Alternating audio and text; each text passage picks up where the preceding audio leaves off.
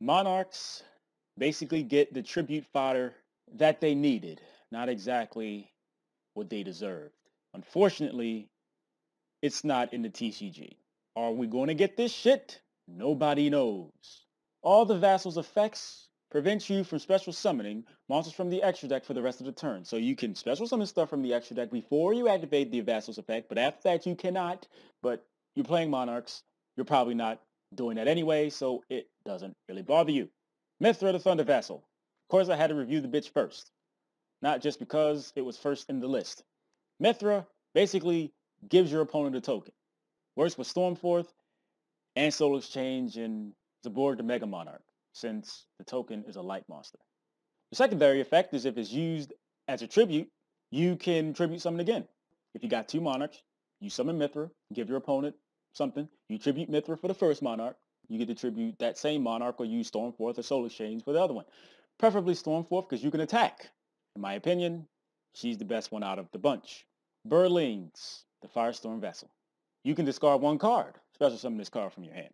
I kind of like this because it doesn't give your opponent anything, even though you want to give your opponent something for Stormforth and Soul Exchange, but I like the fact that it is kind of somewhat independent, but discarding a card in a Monarch deck isn't that good of an idea because you need all the cards in a Monarch deck. But if it's tribute for a tribute summon, you can look at your opponent's hand and banish one card from their hand until the end phase. You get the information of what your opponent has, and banishing the one card only matters if they have something like an effect veiler for something that will prevent you from killing them, Swift Scarecrow, Gores, Battle Fader. Yeah, this card ain't that good. I tried. Landrobe, the Rock Vassal. You could target one face-up monster your opponent controls. You basically put that shit face down as first. This is a Rock Vessel. Grandmark is a Rock Monarch. That shit goes together, but you don't play Grandmark because it sucks.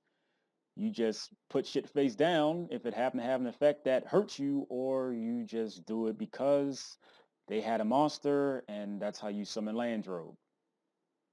If this card is tribute for a tribute summon, you basically get a vassal back from your graveyard other than Landrobe.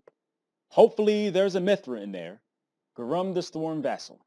You can return one tribute summon monster you control to the hand, to special summon it from the hand. If this card is tribute for a tribute summon, you can add one monster, 800 attack, 1000 defense, basically a vassal, from your deck to your hand except Garum. Both of these effects don't seem like they should be on the same card, but since they are, let's do some brainstorming. So if you have Mithra and Garum, you summon Mithra, you give your opponent a token, and then you attribute Mithra for a Monarch, and then you can use Garum's effect, bounce the Monarch, summon Garum, and then you can tribute again. And last but not least, Lucius the Shadow Vassal. Baby Kai's look kinda cute. You can banish one level 5 or higher monster from your graveyard. Just special summon this card from your hand. If this card is tribute for a tribute summon, you can reveal all set cards your opponent controls. Well damn. Your opponent cannot activate cards or effects in response to this effect activation. It's okay. I guess you could get away with playing one Lucius. Now to the field card. The Dominion of the Legendary Monarch. You can search it with tenacity while you have no cards in your extra deck. If you control a tribute summon monster and your opponent does not, your opponent cannot special summon monsters from their extra deck.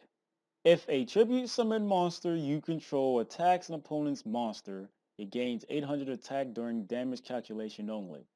Low-level monarchs are 24 each, plus 800, 3200. Arithmetic is awesome. That's pretty damn big. It gets over towers, right? I respect it.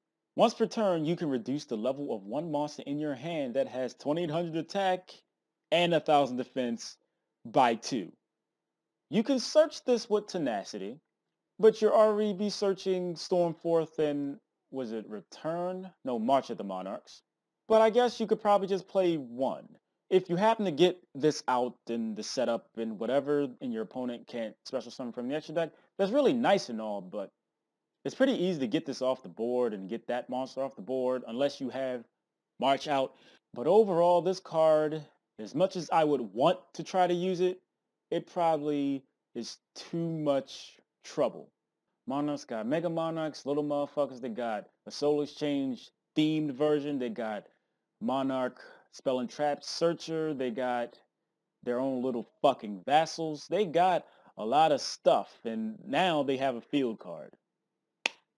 Good job, Konami. So on that note, I'd like to thank everybody for watching. I appreciate that shit. If you would like to support me, all I ask is you spend literally seconds out your day and click an advertisement. The money that I get from you doing that goes towards me paying rent because I'm broke and I continue to wear the same motherfucking shirt. I'd be appreciative and grateful if you could find some time to help a brother out, and I will say thank you in advance.